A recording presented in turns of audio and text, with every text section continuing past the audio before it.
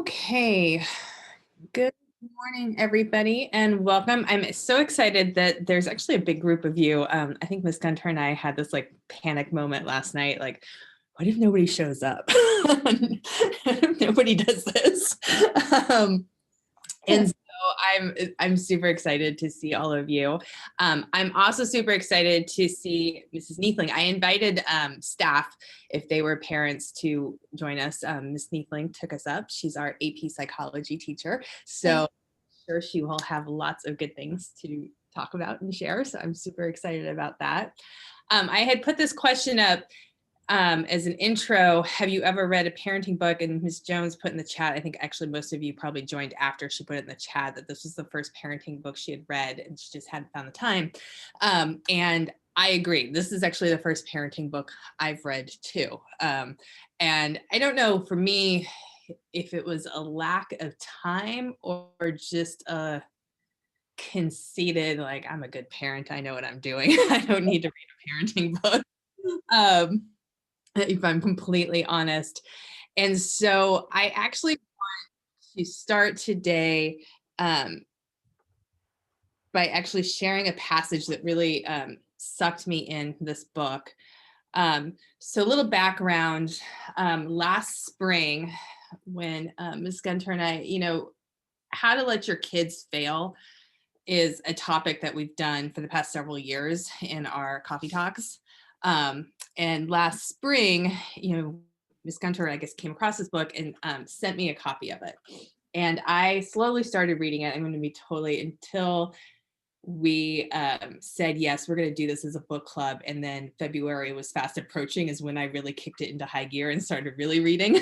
But I did read this actually fairly early on, because it's in the beginning of the book on page 15. It's what sucked me in because I like totally saw myself.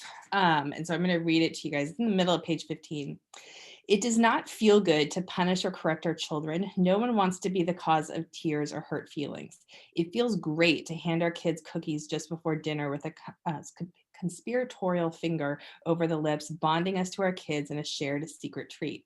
It feels wonderful to swoop in and rescue when we take that forgotten homework to school, saving our kids from the disappointment of recess detention or the stern glare of a teacher. The catch is, what feels good to us isn't always what's good for our children.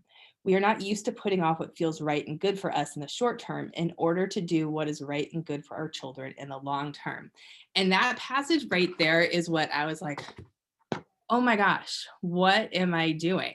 And I'm so guilty of so many things in this book that I was like, whoa.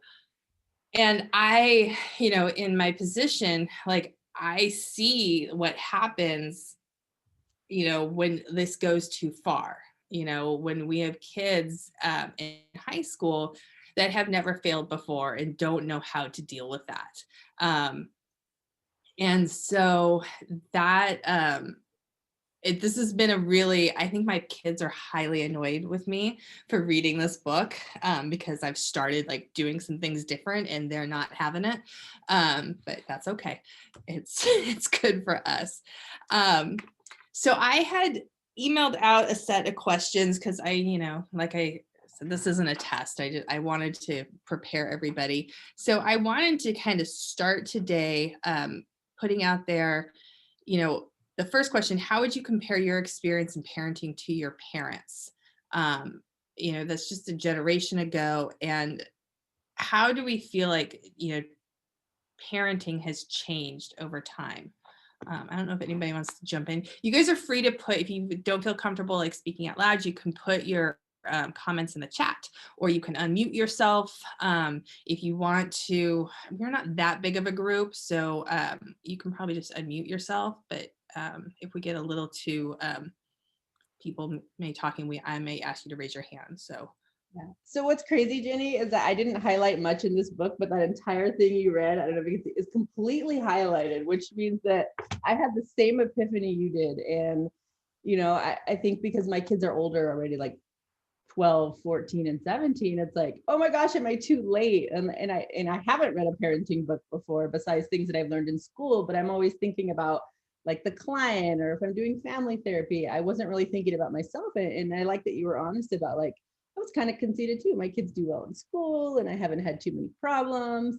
But then I have these like kids who are, about to experience like failure to launch, right? Like I've done so much for them. And so, I like to remind everyone that none of us are perfect.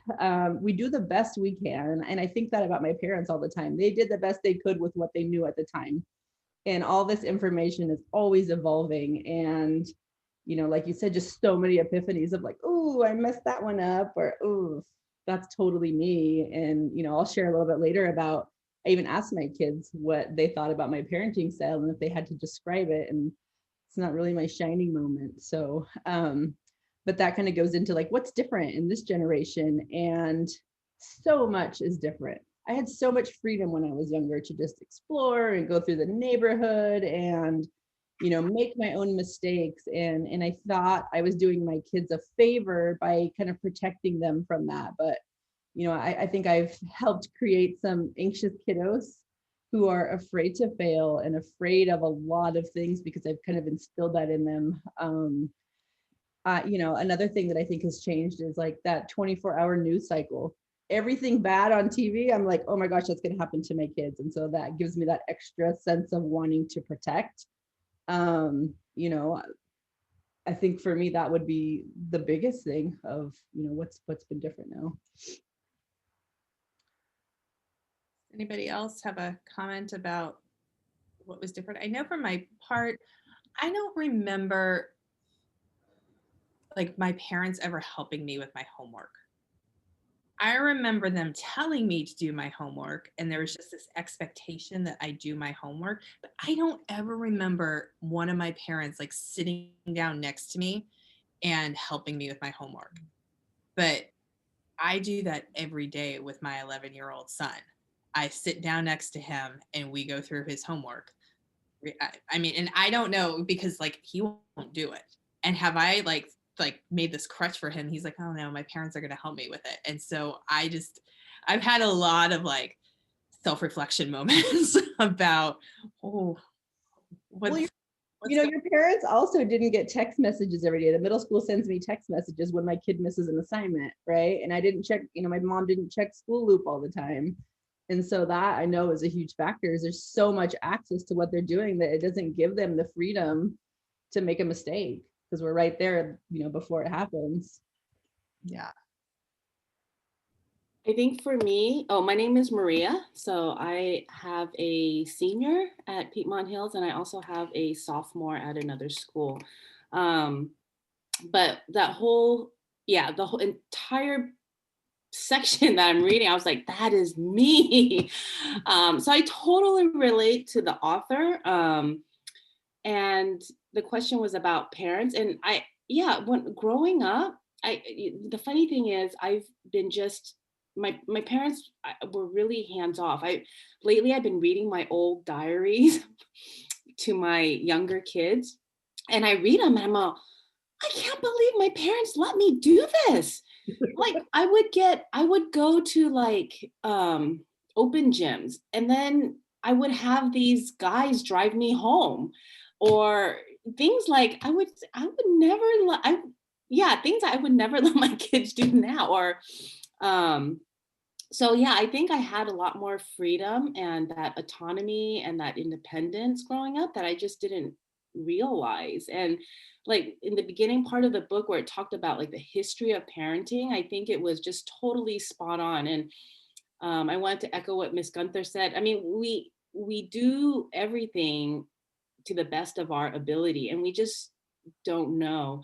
And so my daughter, she's very independent and I think she makes good choices. But then when it comes to my son, I felt like I've totally messed up because like what she talks about, and I've realized this over the past 2 years because of seeing who he is now and his character. I was like, oh my goodness, where did I go wrong?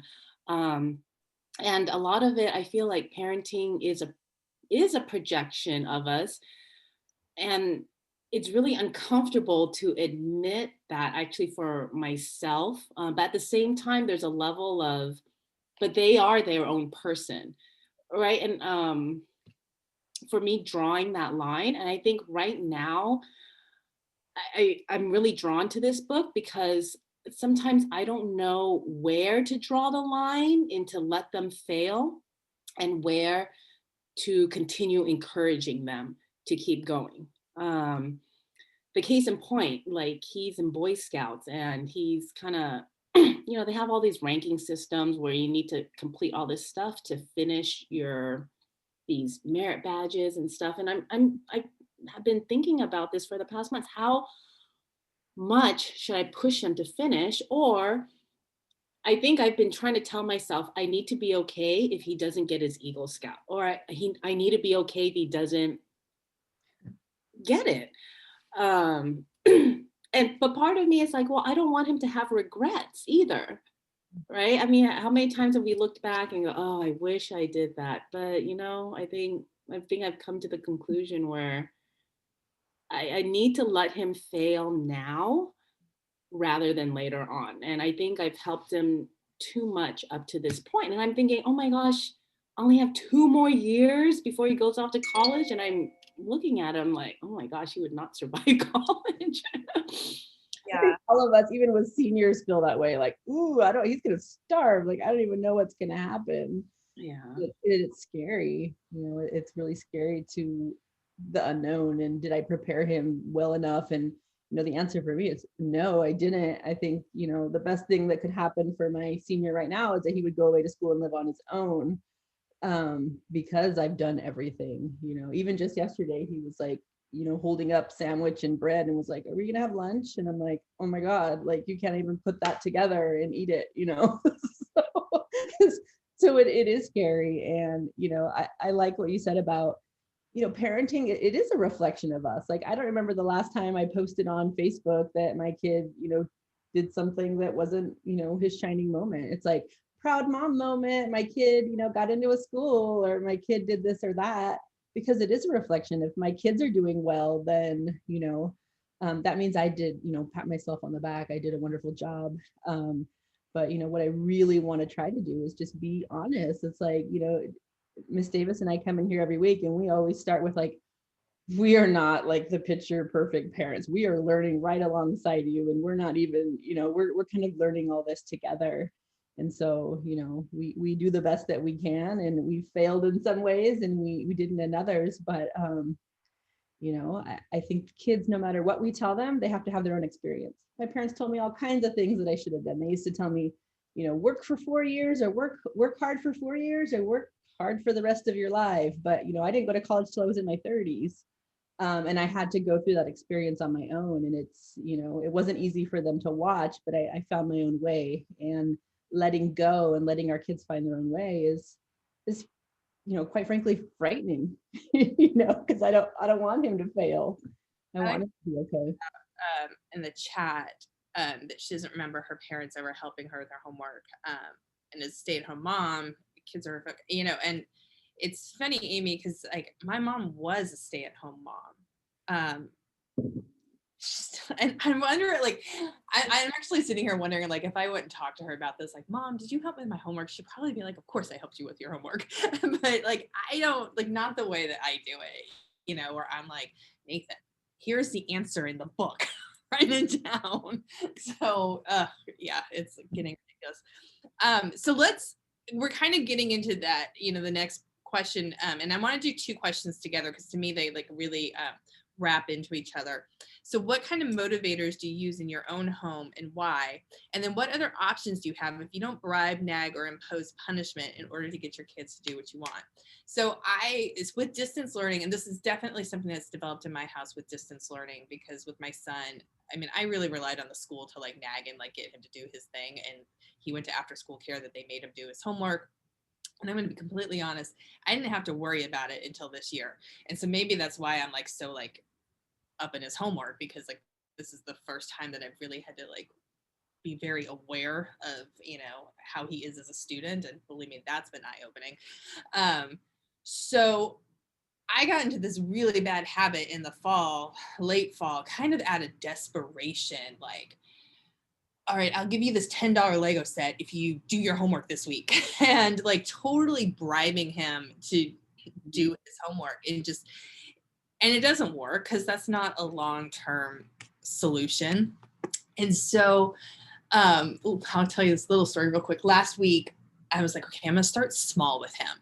And he was like, Mom, can you pop me some popcorn? And I was like, no, Nathan, you know how to use the microwave. You know how to do this. I've seen you do it. You're just being lazy right now. You know how to do this. So I'm not going to do it. And I didn't do it. And so like 2 hours later, he actually popped his own popcorn. And I had this like yes, win. But then what was hilarious, later that evening, I was like sitting on the chair and I was being super lazy, and like across the room was I think it was the newspaper, and I was like, Nathan, will you hand that to me? And he like looked at me, he's like, no, you don't pop my popcorn, I'm not going to hand you the newspaper. And I was like, this is what's happening. There is a quote in the book that said, you know, it's like the American way to pay, right, is to pay, and that's what I've done too, is incentive. And then it goes on to say, you know, when's the last time you saw a seal balance a ball on its nose without the trainer standing right next to it with the fish? You know, what happens when the incentive is gone, the behavior is gone? And I was all about money system in my house. And I was texting Ginny last night because my middle son, I had told him to make dinner, and he did. And I was like, oh, that's really cool to contribute to the family. And the first thing he does is he comes in my little office here and he's like, okay, I'm ready for my reward of ice cream. Are we going to Lucky? And I always say yes. And I'm like, no. And then he goes, you learned it in that book. And then there was this whole wrestling that I had filmed for Ginny. And I'm like, oh my gosh, I have totally conditioned this kid to do things because of the reward. But like, it feels good to contribute to the family. And so then he, of course, he's just like, you know, likes to pick at me, but he goes, man, I cooked dinner tonight. It's pretty easy to be a mom. And my husband's like, oh God, don't say that. Like, that's really dumb. Don't say that. But it was like, oh my gosh, my kids only do things when point taken. I made this thing this week. Nobody wants to take the dog for a walk. So my dog, Tiny says, let's go for a walk. And what's attached at the bottom? Cash. Like, it's sitting right here at my face. I'm embarrassed to say it, but and there's still cash on that board because it's only $2 per walk. So so I'm reassessing my parenting. And one of the things in the book, it says, it's like, it's okay to admit to your kids, like, you know what, this parenting thing, I maybe haven't been doing it right. I'm going to try to make some changes, and they're going to be good for all of us. And they probably won't be happy, but it's okay to say that. You know, it's never too late to make those changes. So what like are some things that you guys have found that works to motivate your kids? I mean, like, we want them to be intrinsically motivated, like they just want to do it, but that doesn't always happen. And so I guess where I struggle with this, and I look at my two kids, and they are very different in this aspect. I mean, my daughter, I don't know if she's intrinsically motivated and that she just loves learning, because I don't necessarily think that that's the case. But I haven't had to nag her about school the way I have my son. You know, my daughter, and I don't know if it's a girl boy thing. She is just much more like, this is the rule. Like, the rule is I have to do school, and so I'm going to do school. Whereas my son's like, yeah, I don't want to. I'd rather play my video game, and I don't want to do that. And so that's where I really like have struggled. Like, how do I get my son to do things that he doesn't want to do? Yeah. Anybody Well, have? So that's Go ahead. actually, I was going to say I have the exact same experience, and I've been reflecting on like, what did I do differently with them? So again, my daughter's a senior, very self-motivated. Like, she went to drive, she went and got her own like driver's ed thing. She did everything on her own. And then I have my son who will just, he doesn't care about anything except sitting in front of his computer. In the past, like when he was younger, maybe like for one entire school year, I paid him to make lunch. I was like, okay, well, you can make lunch for everybody. And he did a great job. I found out he's really good with following rules. And if you ask him to, well, I don't know. So if he has the clear expectation, he's able to do it. So I thought, okay, I'll pay him to make lunch every single day because he was saving up towards something. But and he had a list of chores and I would pay him and he would like meticulously calculate um, and I thought, okay, well, after a while, they should get into the habit and don't need that. But even after a year of that, he just basically, when I stopped paying him, he just stopped doing everything. And the question when I asked him to do something before was, oh, how much are you going to pay me? So I knew money was a huge motivator. I was like, okay, that's not going to work. But what I've been trying to do, like based off of the book's suggestion, is I knew I wanted to change that motivation, but I didn't know how. And I felt like in a way this book gave me the answer in terms of encouraging his efforts more than the final product. Because I've always been a very task-oriented person, like, okay, let's get this done. And also pretty controlling, like, well, you should probably do it this way because it's my way is always better, right? But obviously that's not the case. And I've noticed actually in the last weeks where I've just totally backed off. I let him just do whatever. And praising his efforts, like allowing him to make mistakes, I think it's made it's he's changing. Yeah. So but I because he's older, he's 15, I explicitly have told him, like, I'm just gonna back off. You can do whatever you want. And I think telling him that and having him know is good. Like yesterday, I just told him, I'm not gonna look at your Google Classroom anymore. I mean, that's basically how bad it was because in the past he might have missed assignments or whatever. And I would say, hey, you have something due. And but I told him, okay, I'm not gonna look at it anymore. I'm not gonna look at your grades anymore. And you just do what you do. I figure he'll have to suffer he needs to learn to deal with the consequences. And he's been okay so far. Yeah. I mean, one of the things I've learned is working with teenagers is that like a mom's like voice is like kryptonite. Like if you say, like I can tell kids things that their parents tell them every day and they're like, that's a great point, Miss Gunter. And the mom's like, are you freaking kidding me? I've been trying to tell you this forever. And so one of the strategies that I started to use this week was just write down the expectation. Don't say anything. Don't expect it on my time. And it's actually been okay. Another thing that's been working is, and I say been working by like the last 12 hours, is like, you know, one of my kids cooked dinner yesterday. And so then my youngest one, who's not motivated to do anything but play video games, asked me this morning, do we have the ingredients to make spaghetti? And I was like, oh my gosh, that's like a win because I can't get him away from the computer, like even to go for a walk. And so, you know, having that behavior modeled of like, I didn't make a huge deal when my son cooked it. I'm like, that's really cool. Thanks for doing that. It was a big help, you know? And I think that like putting the effort, that was a lot of effort you put in. And one of the things I've done since my kids were little, like, oh my gosh, you're so smart, you know? And so, you know, if you read the book and you learn that like, when we tell our kids that they're smart, they are so afraid to fail and lose that label, lose that title, that they don't, you know, push themselves to do things. So really praising the effort, whether it's a behavior in the house, cooking dinner, cleaning your room, or their schoolwork, just like, that's really, you know, you worked hard on that. That was awesome. Thanks. Instead of like, here's $10, thank you, you know. But you know, it's a learning process, and it, you know, our kids are different. I think it's a cruel joke of the universe that a lot of times our kid number one, everything's perfect. And you're like, dang, I really nailed this mom thing. And then number 2 and 3 come along and I'm like, oh my God, I suck at everything. So, you know, it doesn't really matter kind of how we parents, and our kids are all different. And we have to keep trying things. And I love, Maria, that you're like trying new things. Like you notice that doesn't work and you do something else. And I think that's what parenting is a huge learning curve. So I could kind of like, you know, the next question I had, and we can still go back to the others. It's very flowy. How do you model constructive and adaptive response to failure in your own family? And like, to me, the key with this question is modeling. Like, how have we as parents, when we have failed at something, how have we modeled that?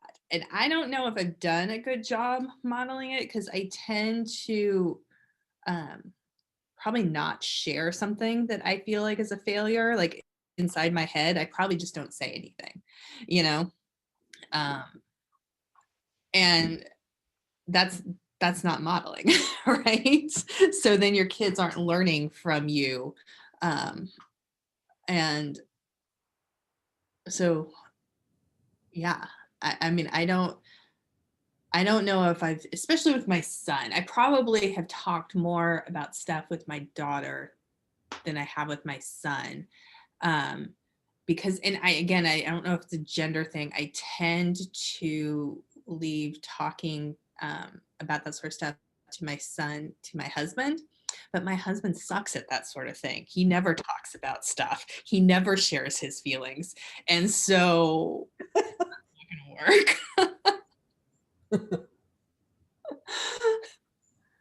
Jenny, I'll share. So I'm Melanie Neethling. I teach psychology here, and I am a mom, but my kids are 4 and 2, and I am a millennial. So I'm kind of this in-between stage where I feel like some of this does apply to me. Like this was like, I am this kid kind of, but not quite. And I think a lot of it is to do with how much control we can have over our kids. Like when I was getting through high school, that was just when like online information, you know, the school just started to have a website and we just started to have cell phones and that kind of stuff. So the idea that you could keep tabs on your kid and their grades and where they were was kind of just starting. So I feel like my parents didn't really have the control that our teenagers now, their parents have over them. And then the way more control that I have over my kids who are 4 and 2. But I think I was even just thinking about my own kids and being a person that wants to control what they do and not give them autonomy, but that's like the only thing that they want as little toddlers. And I'm reading it's funny because I'm reading another book about toddlers. The first parenting book I've read beyond this one is one about toddlers. And they were talking about, you know, the kid who wants to wear fancy shoes when it's raining and just letting them do that, even though you know it's going to be a disaster, but they have to like learn that for themselves. Or I know that Yvonne's saying, yeah, like parents tell you the kids something, they don't want to listen to the parent, but then any other adult can tell them and they're like, that's a good idea. And I feel like that as a teacher, like I have a really lucky position where I can tell them my past experiences and they will, oh, okay, that, you know, if that happened to Mrs. Neethling, then, you know, maybe that's something that I can know and be aware of. There's something amazing about the teacher student relationship in high school that I love because they're willing to listen to you as an adult versus as a parent. They're like, oh, whatever, my parent doesn't understand what I'm talking about. But so anyway, I was telling Miss Davis that this book's been really interesting for me to look at from how can I help my kids as like little kids be more autonomous and give them the opportunity to make choices even if they suck. And just give them a few choices so that they have that autonomy and don't feel so frustrated. Like, okay, if you want to put the syrup away, that's fine. If you want to try to pour the syrup and then spill it on the table, okay, that's fine.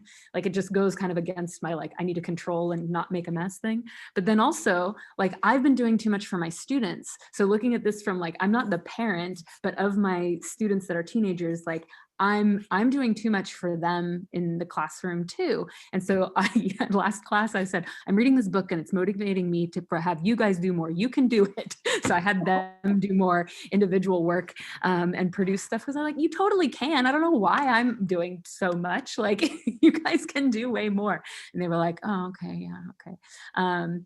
So it's been interesting, but I bought this book years ago and haven't read it, like 2 or 3 years ago, looking more at teenagers because I do feel like my students they don't cope well with failure in school. And looking at, okay, if you don't fail now when it's safe to fail, in college it's a lot harder to fail. And looking at peers and different people and seeing like your mechanisms to cope with failure when you're 20, and if you don't have them, it's a lot harder to manage when you're not surrounded with people that can support you emotionally.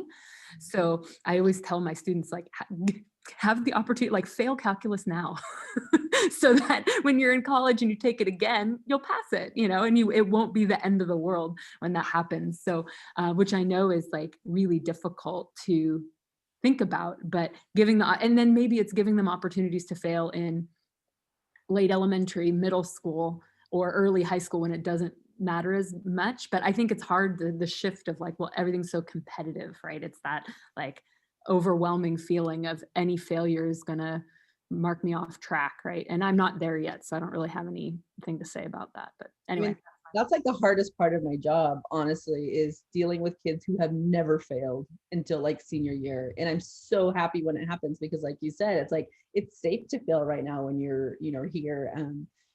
Obviously I deal with kids who are like suicidal and, the end of the world for them when something bad happens, particularly this year. I mean, I've met with a lot of seniors who've just completely shut down, who've done so well. And all of a sudden it's just everything, the brakes have been on. And it's scary. And, I tell the parents, it's like, I hate that this happened for them, but I love that it happened now. I love that they're experiencing this, where like end of the world moment while we're all here. It's not easy to fail. And I was talking to a student he's currently applied to like Harvard and Stanford, all these big schools. And he got a B freshman year because he like had to go out of the country or something.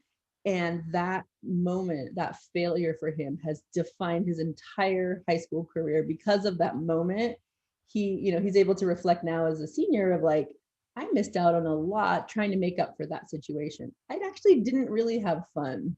I didn't do the things I really wanted to do because of this. And, it's hard to hear that. Like, how many of our kids are missing out on life because they're afraid to fail, to not get into these schools. And, I can tell them all day long, like, you can still find success going another way, but it's like, all they want to hear is, Harvard or Stanford or whatever. And it's, it's hard. It's scary. So I think that's one of the things that, and it's interesting being an educator in a high school, and Melanie and Yvonne, like myself, we can tell the students like, hey, this isn't, it's good that you failed. And, we can like talk to parents about it and like, give advice when it's your own kid. And I really recently have been struggling with this because my daughter, for her first semester grade, and like, she's a senior, and she has gotten good grades throughout all high school, totally A through G, 4-year college bound. She got a D+ in English last semester. And then we got, she got accepted to San Francisco State, and I'm like, well, you're not eligible to go there. And I have really struggled with what to do about this, and because she doesn't, I care way more about this than she does. She's disappointed in her grade, but I think she's like, I kind of want to go to community college anyway, where I'm like, why would you go to community college? Like, and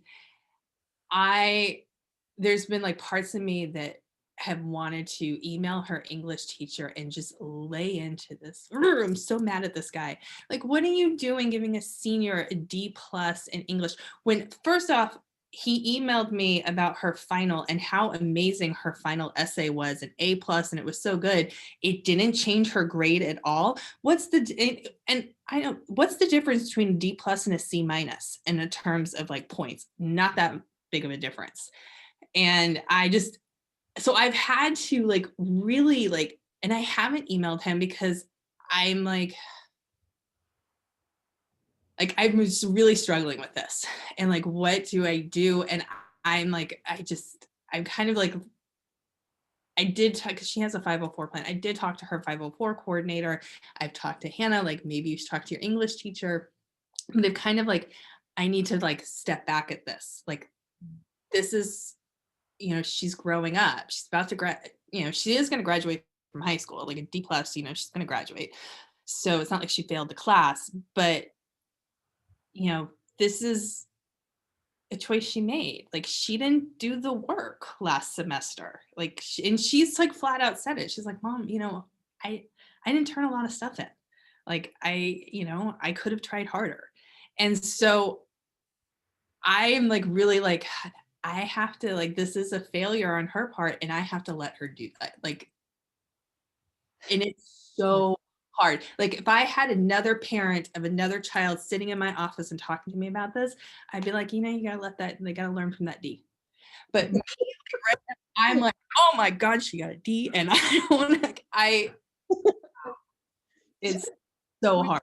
Crazy, Jenny, is that you did basically the opposite of what I did. You know, my kid's always done well in school, and he was pulling I think a D plus in econ, which we know we need to graduate, and it's a big deal. And he had 12 tardies, like 7 absences. My friend who's the advisor called me, and instead of just letting him deal, I called his econ teacher and I told her that, you know, I've been worried about him because he's been depressed and did it, the whole thing, right?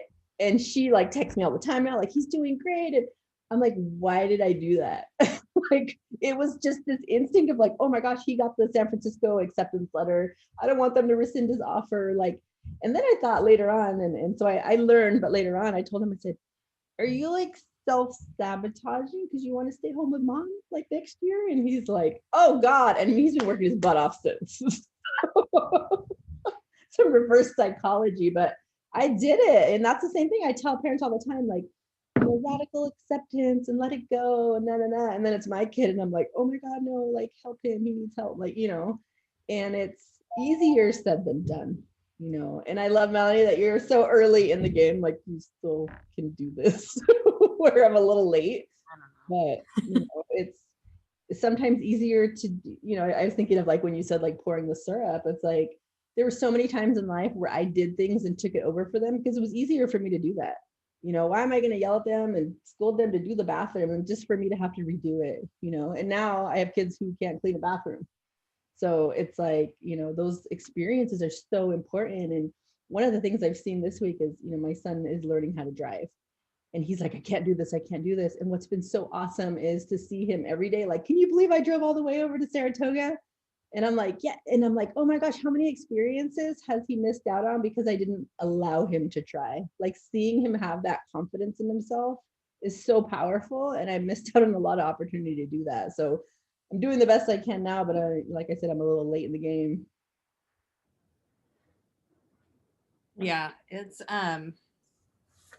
but you know, and again, I go back to the gender thing, and I don't know, Melanie, if you have anything to like, if there's any actual science behind that, because I think about like my daughter in middle school.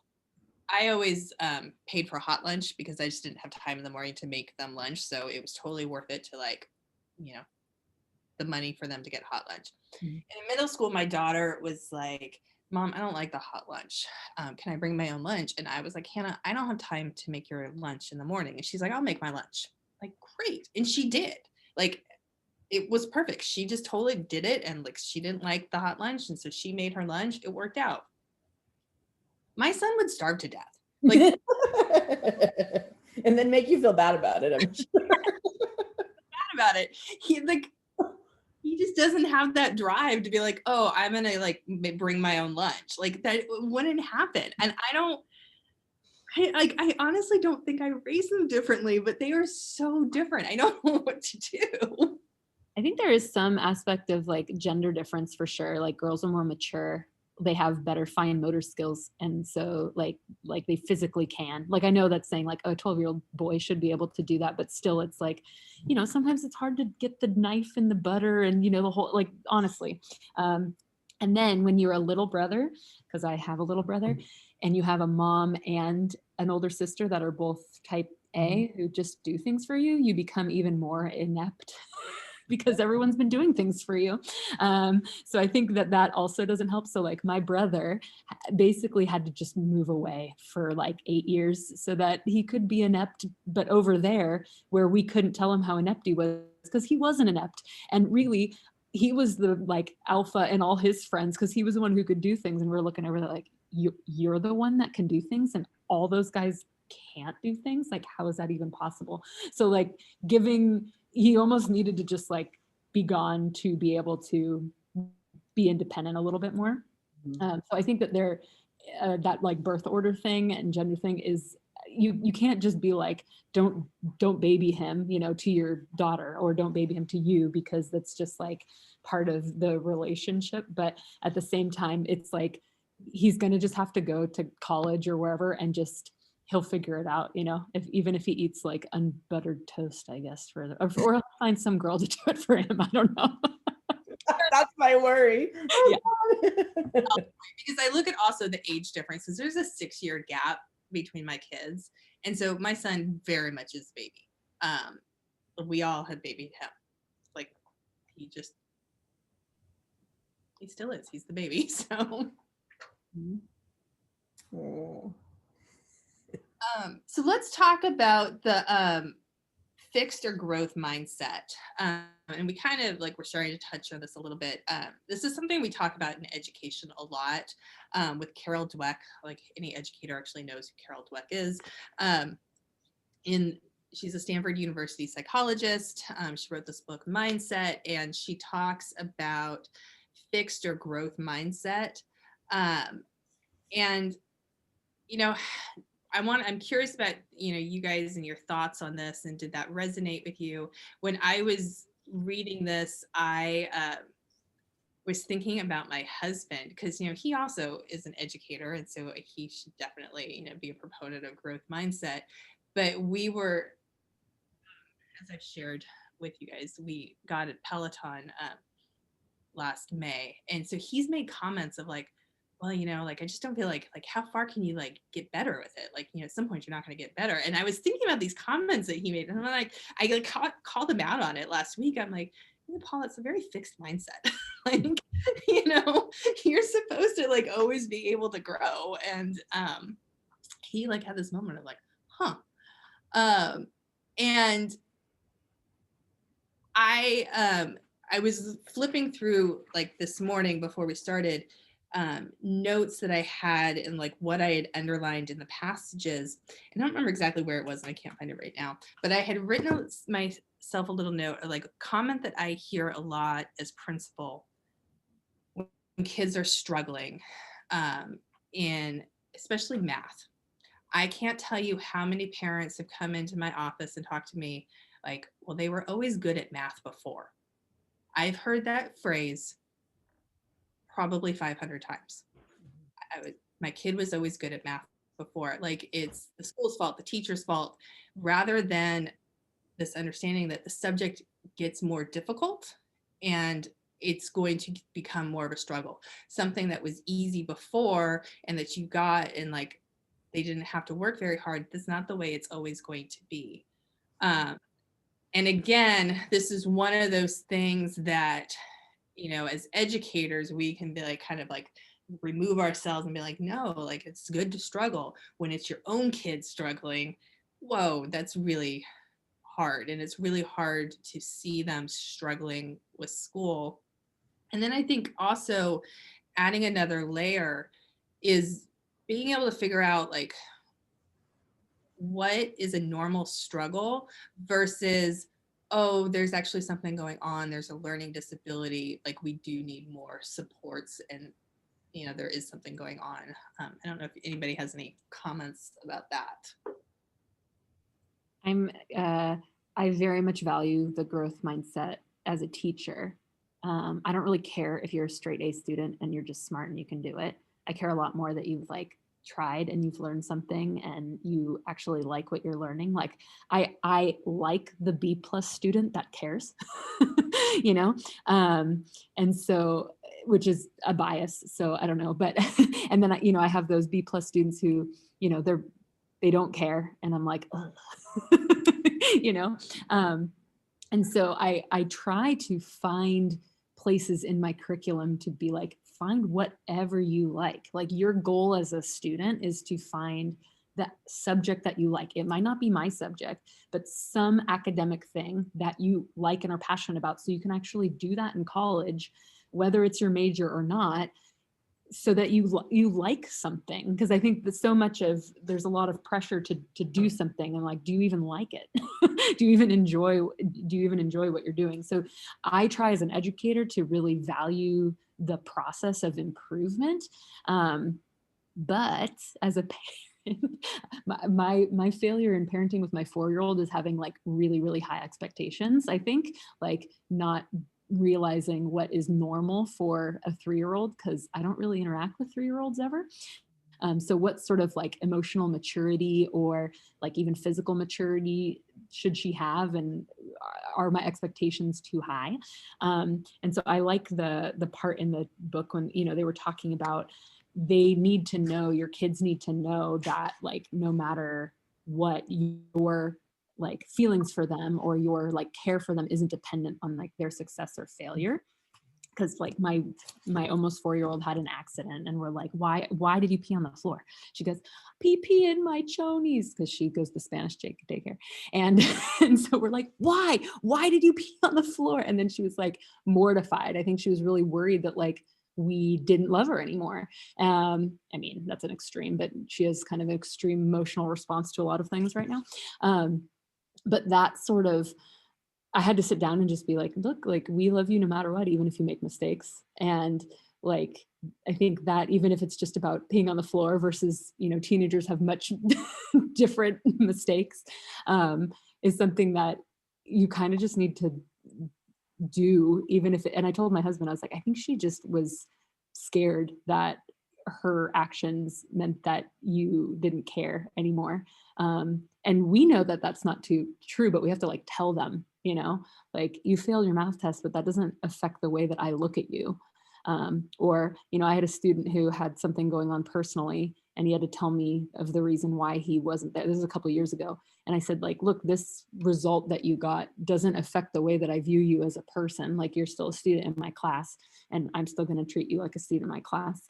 But that's, I think, a very vulnerable thing to do on our side as well. So I don't know. I just thought about that. No, I totally agree. I mean, this is a really hard, Yvonne and I were in a meeting yesterday. Actually, Yvonne, I don't know if you were there for this part because you had to leave early, but it's called the MTSS committee. But it's a group of teachers, the admin, and we have a couple of students on this committee, and we were talking about this and just the culture of Piedmont Hills, and how competitive it is, and what is driving the students, and just this, that they aren't intrinsically motivated, they're extrinsically motivated for grades. And that we can talk as a school and as educators and like even as parents, like, you know, about how we want our students to love learning and they should be okay with the B, and, you know, all of that. And that's just not our reality. And what do we do about that? And I was commenting because, you know, a couple of the teachers said, well, you know, the parents, they really drive all of this. And I had to defend you guys as parents because, you know, I've met with you weekly. I feel like I know our parent community pretty well, you know, 3 years into this. And one thing that I've seen and I brought up is I see a shift. And it's interesting because this week we had our incoming 9th grade parent night. Every year I am struck by parents at the incoming 9th grade parent night and the questions they ask of like, how can my kid advance? Can they take 7 classes? Can they, you know, they want these like uber like smart kids and they're all going to get into Harvard and UC Berkeley and all that. And, you know, as a principal, I was just like, oh God, don't do this, you know? And then I see the shift in parents, like, when they get into high school, they do back off because they start to see the mental health impact. And, you know, I honestly, I can say as principal, like I have not dealt with a parent that's like driving their kid, like once they're in high school and they see how hard it is. But there's still this culture, you know, we do have a very fixed mindset culture amongst our students. And I struggle with how to break that and, you know, get them to accept the growth mindset, because you do then need to accept, okay, maybe I'm not going to get an A, maybe I get a B, maybe I get a C, maybe even a D in English your first semester, your senior year in high school. And, you know, like, is that okay? And how, you know, do we learn from that? It's really hard. I don't know if any parents have any comments on like just what I've noticed from our parent community and our students community. I don't know. I can't speak for all parents, but I know I had that struggle with my daughter in math. And very early on in freshman, okay, so what happened with her was that, and I think that this really helped shape her. Like in junior high, they have, or middle school, they have that test where you can get into the advanced math class or not. And I think I forgot what happened, but she took the test and she didn't get into the advanced math class. And being the parent that I am, I was like, well, I think you should be able to get into the advanced math class, blah, blah, blah. Somehow I was able to have her take the test again, or somehow she basically got into the advanced math class. And I told her, this was going into 8th grade, I said, yeah, you can take the class or not. But I have a feeling that if you do take the class, you have to think it might be too hard for you. But if you work really hard, maybe you'll be able to keep up or whatever. And I was really proud of her rising to the challenge, saying, okay, I will take this advanced math class. So that was done. But then come freshman year and then all through high school, it was a real struggle for her. In middle school, she was used to getting all straight A's, and then she started getting B's, and I think she might have gotten a C in math. And during the semester, I had to say, like, you know what? It's okay if you fail this test. I see you working hard and studying, and you'll just have to deal with what you get. And that started early on in freshman year. And I feel like that just by saying that and releasing that expectation of having to get like straight A's or whatever, really gave her freedom to just do her best. And I think this is my whole idea with college too. I feel like we try to get all these good grades, or manufacture some of the grades that we get in high school. But if we give them too much leeway, or like an easy A, or if whatever it is, I don't think that really happens at Piedmont. But then by the time they get to college, they actually they aren't prepared. I'm not sure. So, and that is why actually I feel so torn between the whole affirmative action, because I feel like, well, if the kids are struggling in high school, but they're allowed to get into these colleges where they're competing with a whole different range of kids, then it actually does, in a sense, set them up for failure. But at the same time, it can give kids opportunities to that they wouldn't have had. Anyways, that's a whole different topic. But yeah, so failure and just the encouraging of, like, parents encouraging that hard work instead of, oh, you have to get an A or you have to do well. I think it was really beneficial for my daughter that I encouraged her to not worry about her grades, that she just did her best. There was something, oh, sorry, I was gonna say, there's something in the book that was like, I don't remember exactly where it was, but one person was a teacher that said that they actually take into consideration in the grading when somebody chooses something really challenging. And I really like that, because one of the things that kind of broke my heart this year is that my son decided not to take the 4th year of Spanish.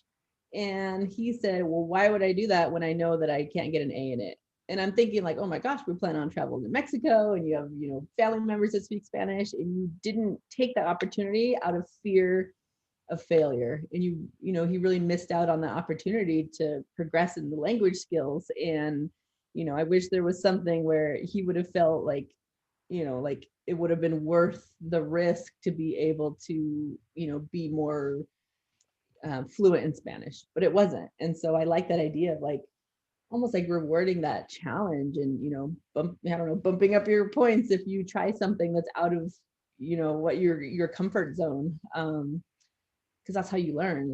And I feel like, they've, a lot of times they've sacrificed, bye Melanie, they've sacrificed their, their willingness to want to learn more because they don't want to jeopardize their grades, and that's kind of a bummer. Yeah. Well, this was it's 10 o'clock. So this was a really great start. Like I said, we're gonna be talking about this all month. So we're not done. We will continue next week.